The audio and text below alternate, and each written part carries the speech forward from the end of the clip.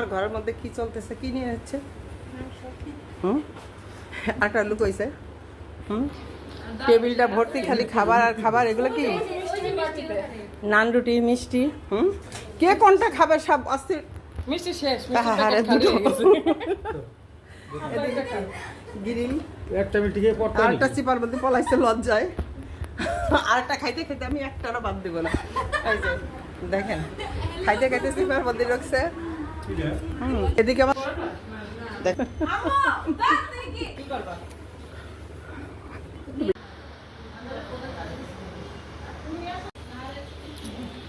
তানজিনা, আসো আসো আসো। গাইস, সারাদিন তানজিনা খালি খায় আর খায়। আর তানজিনা সারাদিন খাইতে কেমন লাগে?